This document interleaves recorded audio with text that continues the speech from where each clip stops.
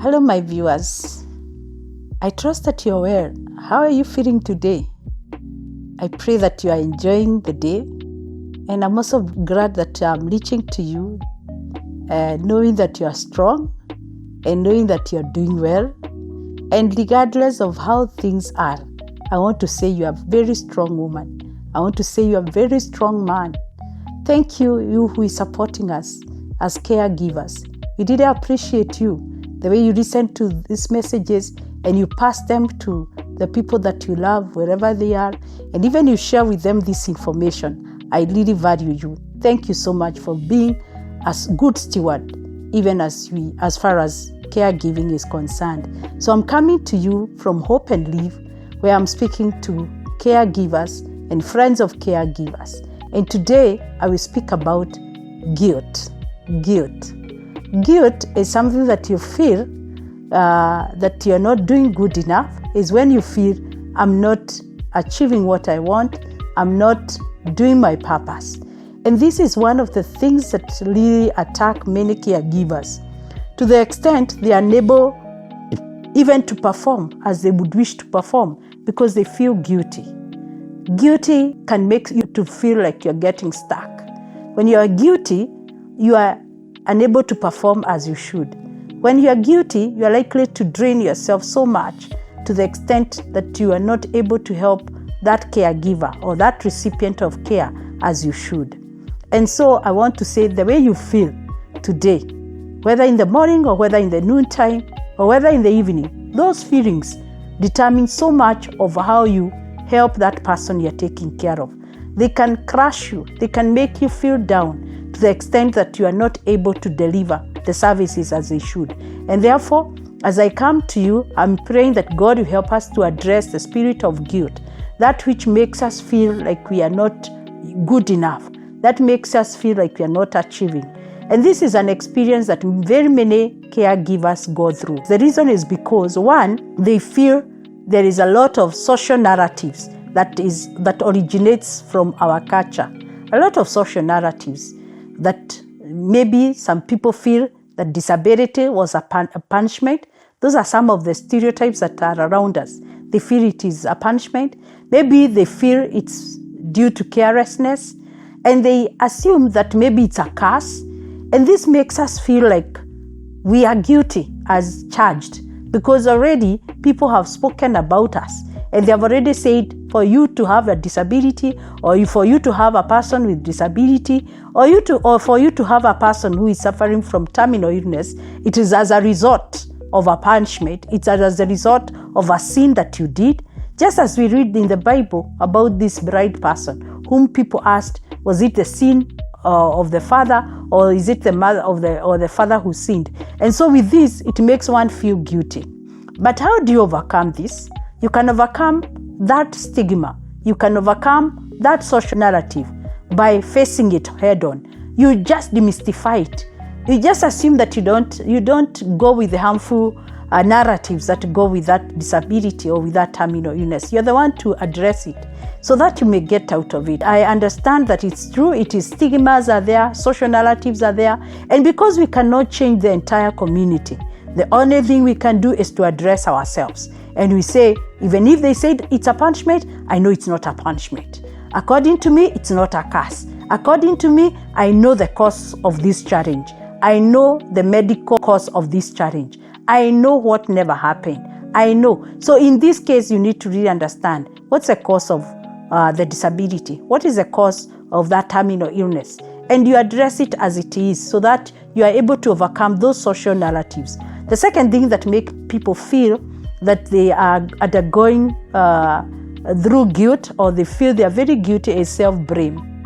Self-blame is because they feel they could be the cause of the disability. They could be the cause of that challenge that somebody is going through. And you find it can really put you down. It can really make you fatigued.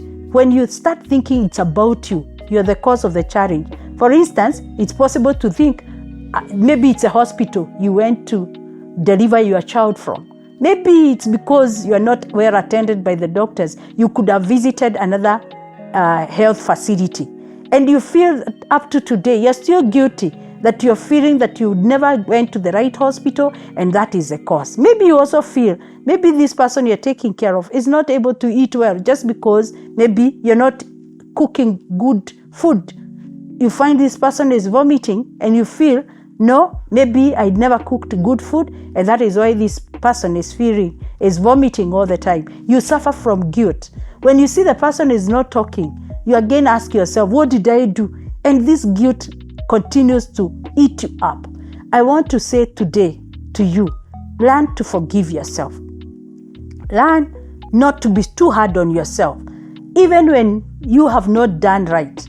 Because there are times we are human beings, and we usually say that human being is to error. We can cause something not to work as it is expected. Regardless, don't be too hard on yourself. Forgive yourself. Are you there? Are you hearing me? Are you feeling guilty? Just forgive yourself. You don't have to blame yourself all the way.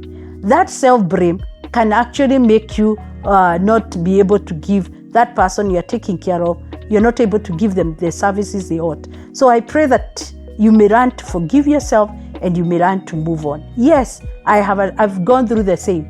There are many times I ask myself, why did I go to that private hospital? I should have gone to a public hospital. Maybe it's because I went to a private hospital. That's why my daughter suffered from cerebral palsy. And so you find very many people blaming themselves. Maybe you feel like, why did I have to get married to that clan? Why did I have to get married to that other tribe? And today you're still carrying with you the self-blame. Another thing that causes that feeling of guilty is when you set standards that are too high, that you're not able to achieve. You wake up in the morning and you say, by the end of the day, I should bathe my loved one. By the end of the day, I should take her for a walk. By the end of the day, I should have, and you set some standards that you are not able to meet. Don't build guilt on this. Lower the standards and also say, it's not a must that I do everything. Even tomorrow is another day. You keep on looking at things positively. When you don't achieve this, you are like, now I'll achieve this tomorrow. Give yourself bits by bits. Some of those standards, if anything, you are a human being and you are expected also to get tired. There are also some distractions that might come along the way. So even if you don't achieve all that, even if you have not bathed that person today or tomorrow or even this week, don't feel guilty. Understand yourself and let yourself feel that whatever you are doing is out of love. There is nothing that you are doing just because you don't love this person. The other day, I just talked to another lady and who told me that literally when she was lifting her mother up, because she had not had enough strength, they fell, the two of them, and it was really bad. And she was feeling guilty. Why did I have to take my mom up? Why did I have to lift her up? But look, you're doing it out of love, so you should not feel guilty. It was all out of love that you're trying to lift her up. I know there are many times we have tried to lift Shiro, and things have not worked as we expected. So to me, if you don't meet that expectation, don't feel guilty. Relax and say you've done your best. If you're not meeting those standards, relax. The other thing that makes people feel guilty is they feel demonized. A lot of demonization. That if you undergo this, is because of 1, 2, 3 things. And with the culture, in the culture we are in, there's so much of this, where people are told it's because you did not pay enough dowry, it's because you did this and the other. And then it's like, it's all about the things you never did. That demonization of what we are going through. You carry with you that spirit of guilt because you imagine that you could have done things differently and that would not have landed you into the trouble that you are in. But let me tell you, people have made mistakes in life. You're not the first one, and they have not suffered as they're not going through what you're going through. So it's not because you could not make it. I want to say today, turn that spirit of feeling like you chose to go that route and say, I am here because God wanted me to get here. I am here because God knows what He wants me to become. I'm here because there is a training that God wants me to undergo. Look at it positively. These are things that we call, now this is a place where we say we must be optimistic. So one of the ways to overcome guilt is just by being optimistic. Be optimistic. I don't know how much you've carried that guilt. I'm imagining my daughter is 26 years. The guilt I may have had right from day one to this day, that's more than 26 years. I would be struggling, I would be suffering. But I choose to forgive myself that if it was a matter of going to the hospital that may not have given me the right services, I need not to dwell there. I need to ask myself, God, you gave me this daughter. How do I move on? I know of a lady who was very mad with the doctors, and she had chosen even to take them to court. But I'm imagining that you are now you're there and you're feeling you want to take this case to court. Do you have the energy in the first place? Will the daughter, your son, get back to what they need to be? So kindly come out of it.